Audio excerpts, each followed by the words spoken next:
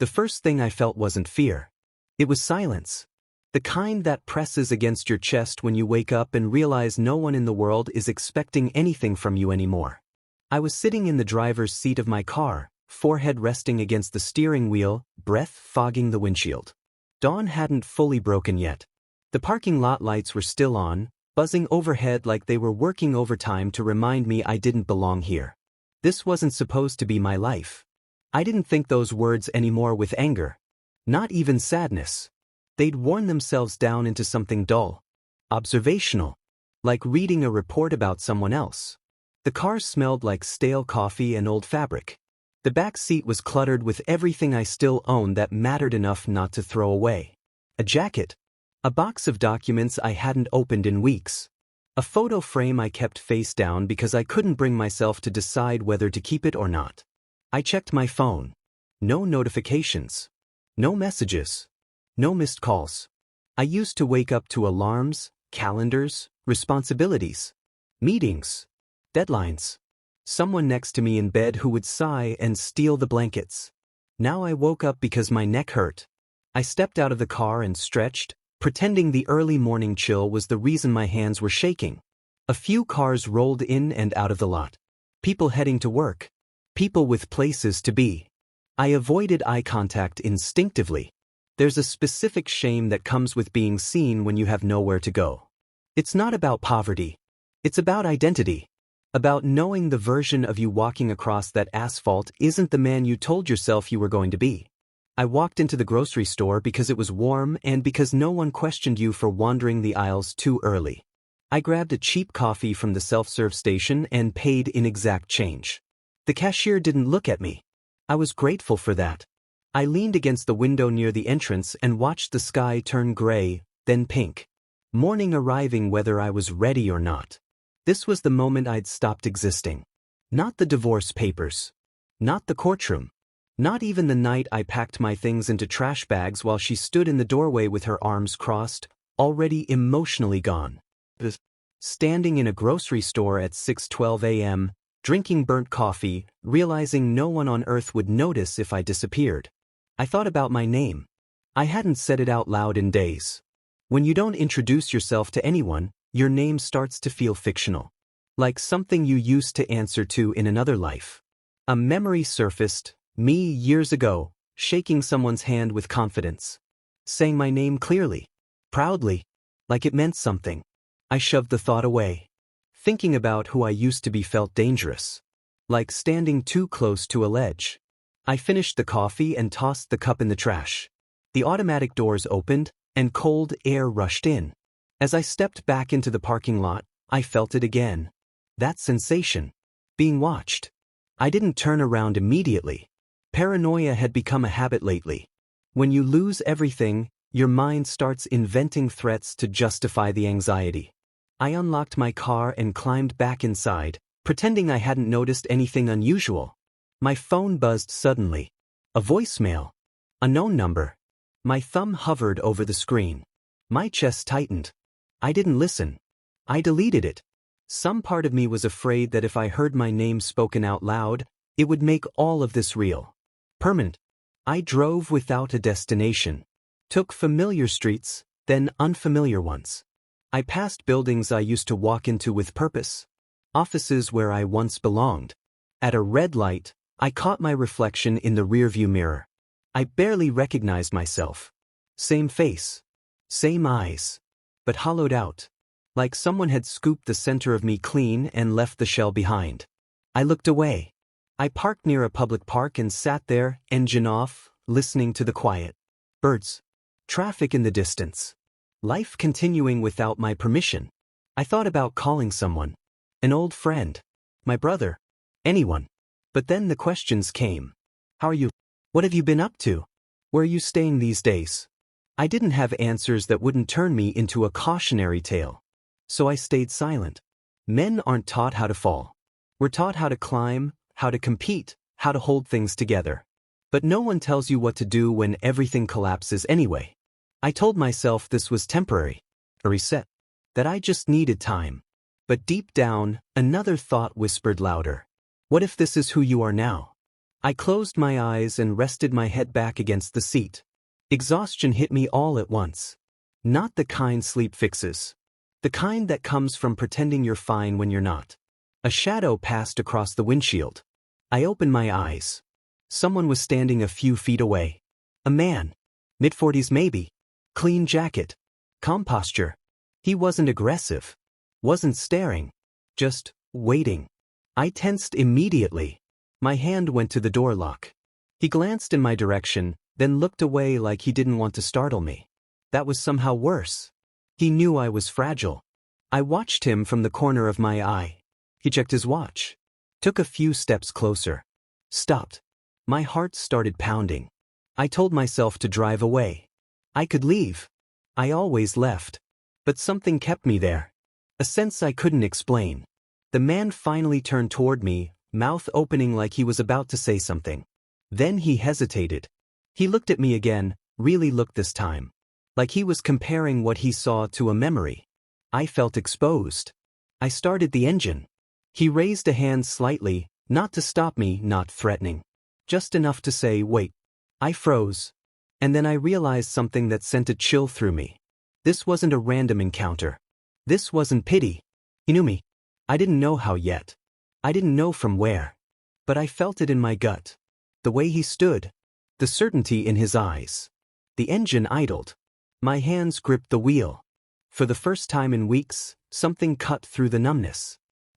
Because whatever he was about to say, it was going to force me to remember who I was. And I wasn't sure I could survive that. I used to think my life fell apart all at once. Like a building hit by a wrecking ball. One moment standing, the next reduced to dust. But sitting in my car that morning, watching the stranger linger in my peripheral vision, I understood the truth. My life didn't collapse. It eroded. Slowly. Quietly. One compromise at a time. I drove away before the man could speak. I didn't even look in the rearview mirror. Leaving had always been my reflex.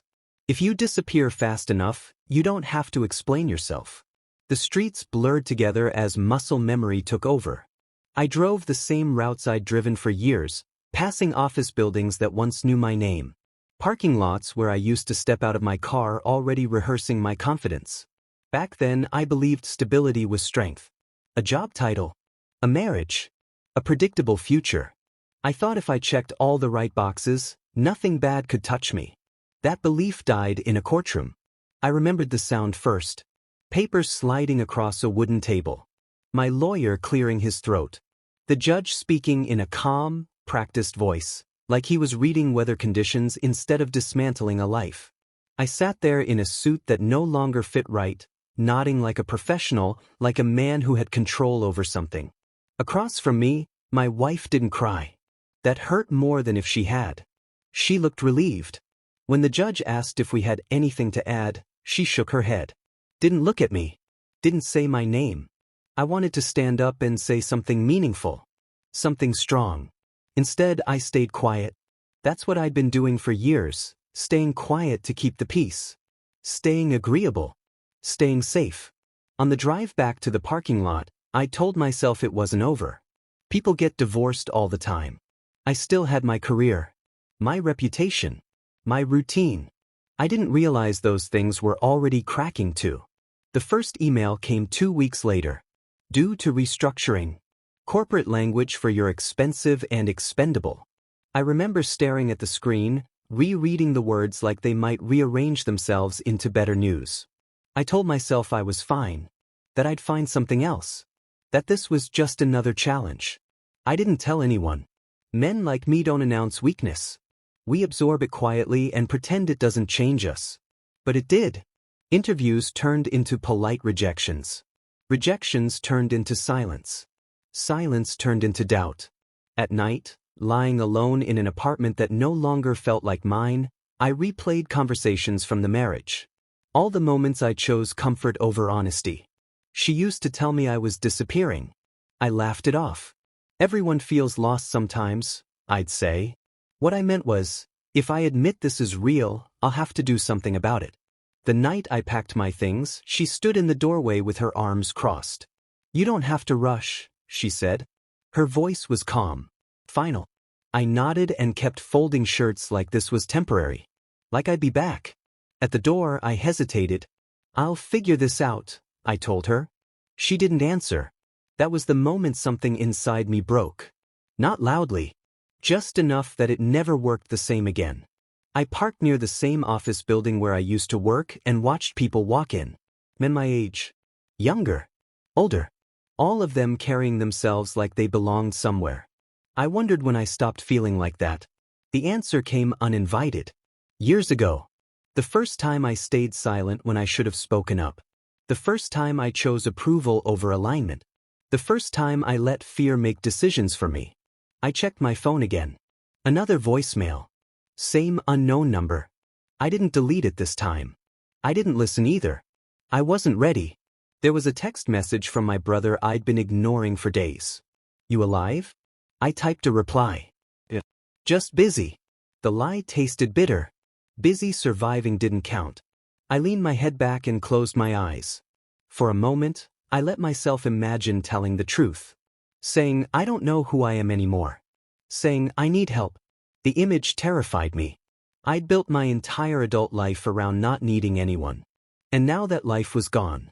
The stranger's face flashed in my mind. The way he looked at me like he recognized something I'd been trying to erase. That unsettled me more than the divorce, more than the job loss. Because if someone else could still see who I used to be, then maybe I hadn't lost everything. Or worse, maybe I'd been running from it. I opened my eyes. The city hummed around me, indifferent. For the first time since everything collapsed, I felt something stir beneath the numbness. Not hope. Not yet. But awareness. And awareness, I was starting to realize, is the first step toward pain. Or change. I didn't know which one was waiting for me. All I knew was this. Whatever that stranger wanted, I wasn't going to be able to avoid him forever. By mid-morning, the city was fully awake. And I felt more invisible than ever. I parked near a downtown plaza where office workers passed through in steady waves. Men in pressed shirts. Clean shoes. Purpose in their stride. I sat on a bench with a paper bag holding a cheap sandwich I wasn't hungry for, watching them move like a different species. No one looked at me twice. That used to comfort me. Now it felt like proof. When you lose your place among men, it's not loud. There's no announcement. You just notice one day that you're no longer part of the rhythm. You're standing still while everyone else keeps time. I caught my reflection in a glass storefront as I walked past. I looked fine. Not homeless. Not broken. Just ordinary. That was the worst part. No visible scars to justify the emptiness. I remembered when men like these used to be my peers. When conversations revolved around promotions, investments, weekend plans. When respect came automatically because I'd earned it, or at least thought I had. Now I felt like an imposter without a badge. I stepped into a public restroom and stared at myself in the mirror. Same eyes. Same jawline. But something behind them had dimmed. "Get it together," I muttered under my breath. The words sounded hollow. I thought about calling Mark. We'd worked together for years. Late nights. High-pressure deadlines. Celebratory drinks when projects landed. He'd called me twice after the divorce. I never returned the calls. My thumb hovered over his name in my contacts. I imagined the conversation unfolding. "How've you been, man?" And then the pause. The moment where honesty demanded space. I locked my phone and slipped it back into my pocket. I wasn't ready to be seen like this. That's the lie men tell themselves when they're drowning. The truth is simpler. We're afraid that once someone sees us fall, they'll never look at us the same again. I wandered through the plaza, drifting between groups of men laughing, arguing, living. I felt like a ghost moving through a life that used to be mine. A man bumped into me accidentally and nodded. "Sorry," he said. "Yeah," I replied automatically. That was it. No friction. No recognition. As I turned away, something tightened in my chest. I missed being needed. Not admired. Not praised. Needed. I walked until my legs ached and ended up near a job center. The irony didn't escape me. I stood across the street, staring at the entrance, watching men go in and out. I didn't cross. Pride is a strange thing. It can survive long after everything else has died. I sat on a low wall and let the memories come. The meetings where I'd spoken with certainty. The trust people placed in my decisions. The weight of responsibility that once defined me. I'd mistaken that weight for my identity. Without it, I felt undefined. My phone buzzed again. Another voicemail. Same number. My pulse quickened. I finally listened. The message was short. Michael, if this is still your number, I need to talk to you. It's important. Please don't ignore this. He said my name like it wasn't fragile. Like it belonged to someone solid. I stared at the screen, heart pounding. How did he know? I hadn't updated anything in years. I cut ties. Changed routines. Disappeared. I looked around instinctively, half expecting him to be standing nearby. He wasn't.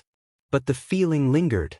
That I was being pulled back towards something I wasn't ready to face. I remembered another man from my past. A mentor. Someone who once told me, if you keep choosing comfort, one day you'll wake up and wonder where your life went. I'd smiled back then. Confident. Certain he was wrong. The sky darkened slightly as clouds rolled in. The plaza emptied as people returned to work. Lunch hour over. Lives resumed. I was still there. Alone. The voicemail replayed in my head. Michael. I hadn't heard my name spoken with intent in months. It did something to me. Stirred something uncomfortable. Like pressure building behind a dam. I stood up abruptly, pacing. Part of me wanted to smash the phone. Pretend I never heard it. Another part, smaller, quieter, wondered what would happen if I answered. What would happen if I stopped hiding? I didn't call back. Not yet. But I saved the number. That alone felt like a betrayal of the man I'd been pretending to be. As afternoon bled into evening, I returned to my car. The city lights flickered on. Men walked past with purpose again, heading home to dinners, arguments, routines. I sat behind the wheel and whispered my name. Michael. It felt strange. Heavy. I didn't disappear that day. But for the first time, I understood something clearly. Being invisible wasn't something the world did to me. It was something I was choosing. And choices can be unmade. The question was whether I was strong enough to face what came next. There was a time when my name carried weight. When people said it with expectation. With trust. Now it felt like a sound I'd abandoned on the side of the road and kept driving past, pretending I didn't recognize it. That night, I slept in my car again. Or tried to. Sleep came in fragments. Short, restless stretches broken by memories I didn't invite. Every time I closed my eyes, I heard it. Michael. Not whispered. Not shouted. Spoken plainly. Like it still belonged to someone real. I woke before sunrise and sat there in the dim blue light, staring at the dashboard. The sealed envelope lay on the passenger seat, exactly where I'd left it days ago. I'd been carrying it with me like a bad habit. The paper was creased now, softened from being handled too many times without being opened. It had my name typed on the front in neat, deliberate letters. Michael Carter. Seeing it written like that made my chest tighten. I picked it up and turned it over slowly. No return address. No explanation. Just my name. That should have been my first warning. I thought about all the times I'd stopped answering when someone called for me. The recruiter emails I ignored. The friends I ghosted. My brother's unanswered messages. Each time, it felt easier than admitting how far I'd fallen. I tore the envelope open. Inside was a single sheet of paper. No dramatic letterhead. No threats. No apology. Just a short message, printed cleanly. I know what happened in 2016. It's time we talked. My breath caught. 2016. I hadn't heard that year spoken out loud in a long time. My hands started to shake. That was the year everything changed. The year I made the decision that set all of this in motion. I folded the paper carefully, like treating it gently might soften the truth inside it. My mind raced, filling in gaps I'd worked hard to seal shut. I remembered the man I was back then. Hungry. Ambitious. Convinced I was smarter than consequences. I'd had opportunities most men would have killed for. A fast track. Influence. People watching what I did next. And I'd been afraid. Not of failure. Of exposure. of being seen too clearly. The phone buzzed again. Same number. I answered before I could stop myself. Hello. There was a brief pause. Michael, the voice said calmly. I was hoping you'd pick up. My throat tightened. Who is this? You don't recognize my voice anymore? I closed my eyes. I did. I didn't think you'd want to hear from me, he continued. But pretending the past doesn't exist hasn't worked out so well for either of us. Anger flared, sharp, defensive. You don't get to just. I'm not here to accuse you, he interrupted gently. I'm here because something you ran from didn't disappear when you did. Silence stretched between us. What do you want? I asked finally. To give you a choice. The word landed heavier than I expected. A choice about what?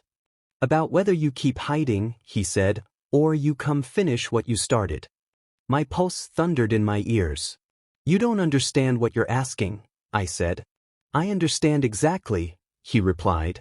I was there. That did it. The dam cracked. Images flooded back. Late nights, pressure, the moment I realized I was in deeper than I'd admitted to myself. The decision I told myself was temporary. Necessary. Cowardly. I can't go back, I said. You already have, he answered quietly. You just haven't admitted it yet. He gave me an address. Tomorrow.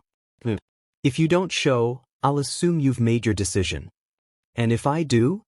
Then we deal with the truth, he said. Whatever that costs. The line went dead. I stared at my phone, heart racing. Tomorrow. A deadline. I spent the rest of the morning walking aimlessly, replaying everything I'd buried. I saw the man I'd been. The confidence, the certainty, the belief that intelligence could outmaneuver integrity. I'd thought disappearing was the cleanest solution. Turns out it just stretched the consequences across years. By afternoon, clouds had gathered overhead. The city felt smaller. Pressed in. I realized something that unsettled me more than fear. I missed that man. Not the arrogance. The clarity. Back then, I knew what I wanted. Now I only knew what I was avoiding. As evening settled in, I sat in my car again, envelope in hand. My name stared back at me. Michael Carter. I said it out loud this time. No whisper. No apology. Just a statement.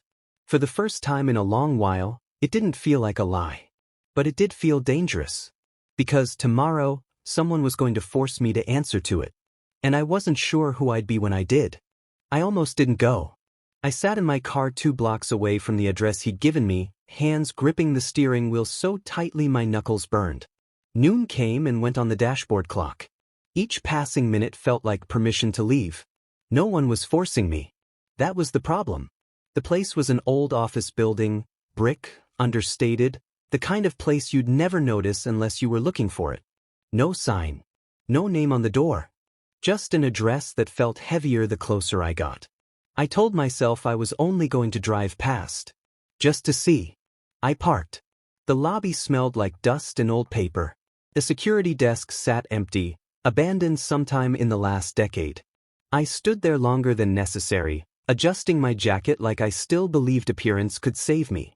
Then I heard footsteps. Measured. Unhurried. I turned. The man from the parking lot stepped into view. Up close, he looked older than I remembered. Lines around his eyes. Gray threaded through his hair. But his posture was the same, straight, grounded, unafraid of silence. He stopped a few feet away and studied me without judgment. Are you Michael? The question hit harder than it should have. I opened my mouth. Nothing came out. Saying yes felt like signing something I hadn't read. No, I said finally. The lie sounded weak even to me. He nodded once, like he'd expected that. That's okay, he said. Most people lie before they tell the truth. I bristled. You said you'd give me a choice, I snapped. This doesn't feel like one. It is, he replied calmly. You can leave. You can walk out that door and keep doing what you've been doing. Or you can stay and hear why your name still matters. My chest tightened. Why now? I asked. Why after all this time? Because something changed, he said. And because disappearing doesn't erase responsibility. It just delays it. I laughed bitterly. You think I don't know that? He looked at me more closely then. No, he said quietly. I think you've been punishing yourself instead of fixing anything. That landed. We walked down a narrow hallway into a small conference room. The table was scarred with old marks. A single window let in muted light. This was where it started. Years ago, I'd sat across from him in a room just like this. Confident. Certain. Convinced I was about to change everything. He gestured for me to sit. I didn't. I'm not here to beg, I said. I know, he replied. You never were. The silence stretched. You remember 2016? He said. I remember what I want to remember, I answered. That's the problem. My jaw tightened. You had a choice back then too, he continued. Speak up. Take responsibility. Or walk away and let someone else carry the weight. I felt the heat rise in my chest. You don't know what I was dealing with, I said. I do, he said. I watched you choose safety over integrity. The words sliced clean. I turned away, pacing. You think I haven't paid for that? I asked. I lost everything. He didn't interrupt. I lost my marriage, my career, my sense of who I was, I continued, voice rising. I've been sleeping in my car. Isn't that enough? No, he said. The firmness in his voice stopped me cold. Because none of that fixed what you ran from, he added. It just broke you instead. I sank into the chair. For a moment, I couldn't breathe. You're here because what happened in 2016 is coming back into the light, he said. And whether you're part of that story or not will say more about you now than it did then. What are you asking me to do? I asked quietly. Tell the truth, he said. And accept whatever comes with it. Fear crawled up my spine. And if I don't? Then you'll keep surviving instead of living, he replied. And one day you'll wake up and realize this was the moment that decided everything. I stared at the table, at the old scars carved into the wood. Evidence of pressure. Of time. I thought about the man I'd become by running. Well, careful. Invisible.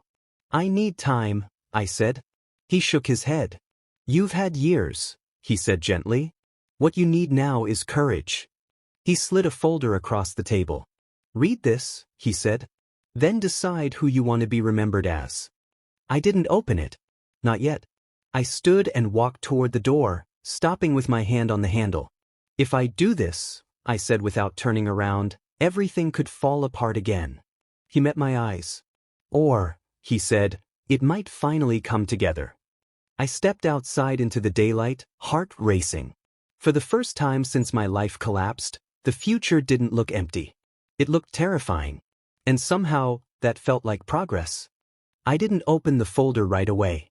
I sat in my car for a long time after leaving the building, the weight of it resting on the passenger seat like a living thing. The city moved around me, horns, footsteps, voices, but I felt suspended, caught between who I had been and who I might still become. Eventually, there's a moment when delay turns into another kind of decision. I drove to the river. There was a small overlook there, half forgotten, where the water moved fast and indifferent.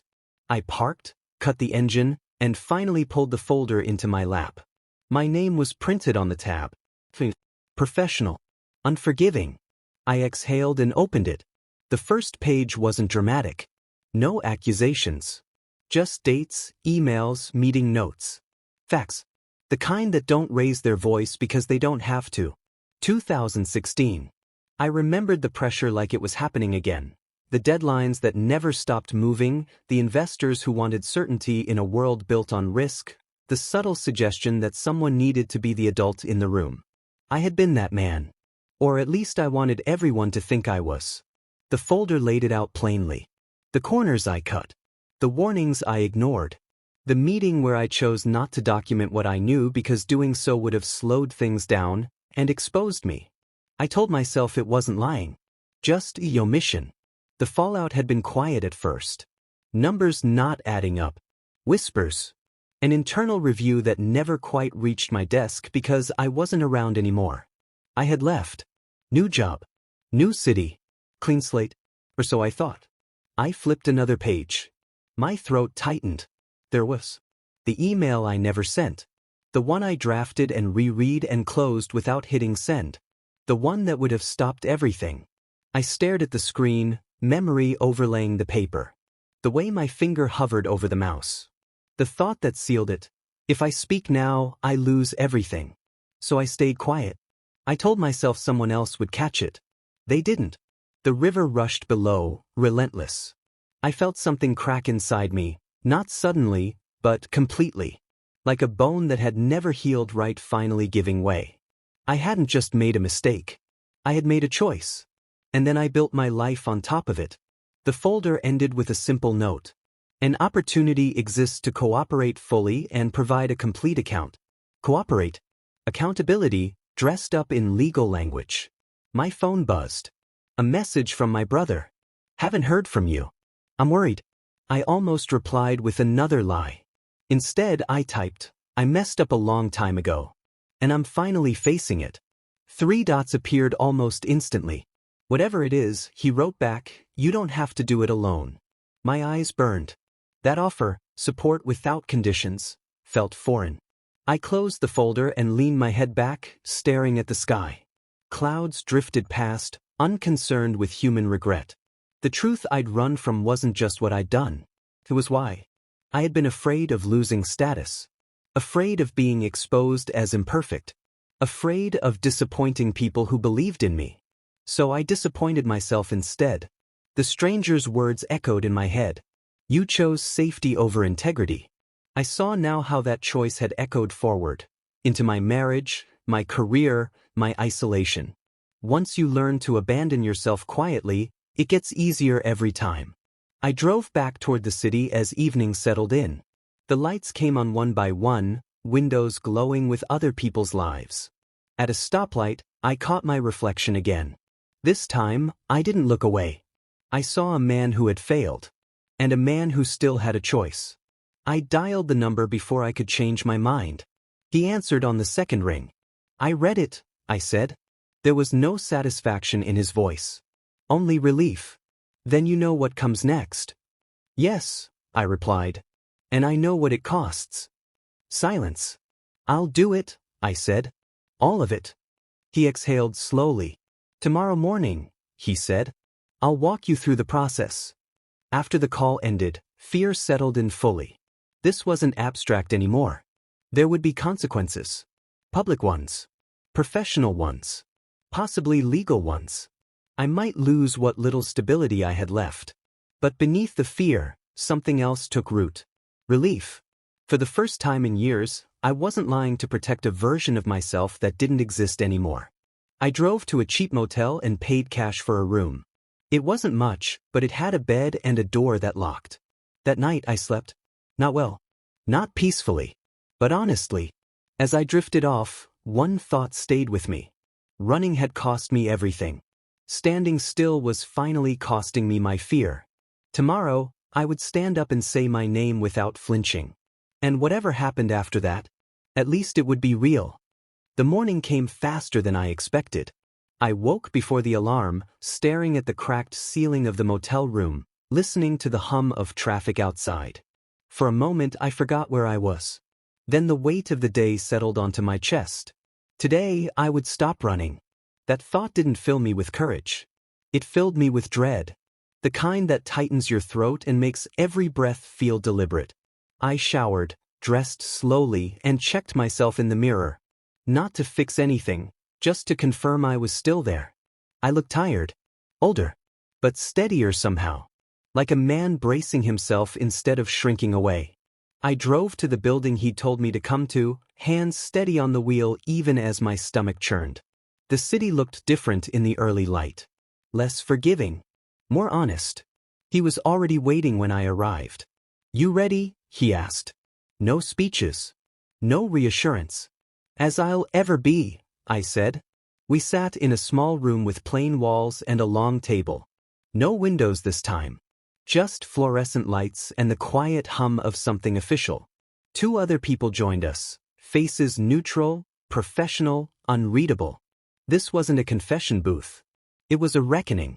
They asked me to start from the beginning. So I did. I spoke slowly at first, carefully, Like every word might trigger an explosion. Dates. Decisions. Emails. The meeting where I'd known something was wrong and chose not to press the issue. As the story unfolded, something unexpected happened. My voice steadied. I wasn't performing anymore. I wasn't trying to protect an image. I was telling the truth because it was the only thing left. One of them interrupted. Why didn't you document the concerns at the time? I swallowed. Because I was afraid, I said. Afraid of losing my position. Afraid of being wrong. Afraid of being blamed. The words hung in the air. No excuses. No justifications. Just facts. They took notes. Asked follow-up questions. Clarified timelines. Time stretched and compressed all at once. At one point, I realized my hands weren't shaking anymore. The man who'd found me, the one who'd said my name, watched quietly from the corner. Not intervening. Not judging. Just making sure I didn't disappear again. When it was over, no one applauded. No one told me I was forgiven. They thanked me for my cooperation and explained what would happen next. Reviews. Consequences. Possible outcomes. I listened without flinching. This was the cost. Outside, the air felt sharper. Cleaner. I stood on the steps of the building, unsure what to do with myself now that the hardest part was over.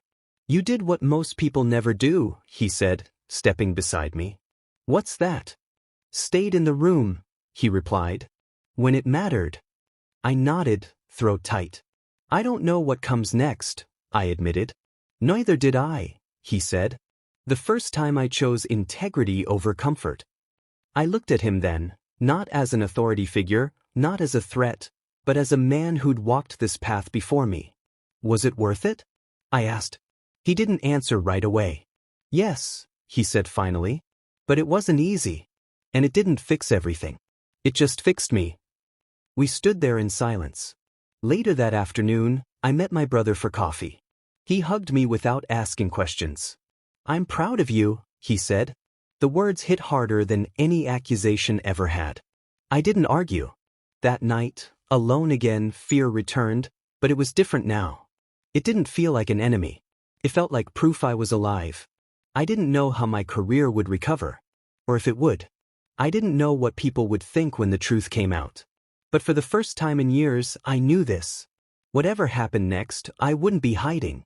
I lay back on the bed and stared at the ceiling. Tomorrow would bring consequences. Tonight brought something else. Dignity. I'd chosen to stand. And that choice was already changing me. The morning after I chose to stand, the world didn't change. No headlines. No messages of forgiveness. No sudden clarity about the future. The sun came up the same way it always did, indifferent and steady. And for the first time in a long time, so was I. I woke in the motel room before my alarm, listening to my own breathing. Present. The fear was still there, sitting quietly in my chest, but it no longer controlled the room.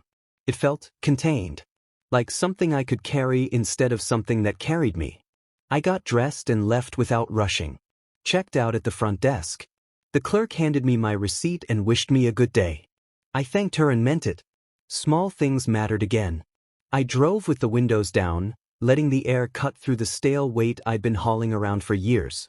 I didn't know where I was going yet, but I wasn't circling aimlessly anymore. That felt like progress. The consequences didn't arrive all at once. They came in waves. Emails. Phone calls.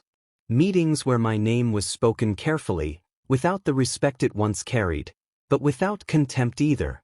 I answered everything. When I didn't know what to say, I said that. When I was afraid, I didn't hide it behind confidence. I learned something during those conversations. Owning the truth doesn't make you weak. It makes you predictable in the best way. Some doors closed quietly. Others stayed half open. I didn't fight either. At night, I stopped sleeping in my car. Found a small room for rent on the edge of town. Nothing impressive. Quiet. The first night there, I sat on the bed and laughed softly to myself. Not because I was happy. Because I was real. I started walking in the mornings. No headphones. No distractions. Just my thoughts and the sound of my feet hitting the pavement. I let memories come and go without wrestling them to the ground. Some days hurt. Some days didn't. That was new too. I met my brother for dinner once a week. We talked about normal things. The past, occasionally, but not like it was a wound that needed to be reopened. Just something that had healed crooked and taught us how to move differently. I didn't rush to rebuild my career. For the first time, I wasn't chasing a version of myself I thought I had to become. I was listening. To my limits. To my values. To the quiet voice that used to get drowned out by ambition.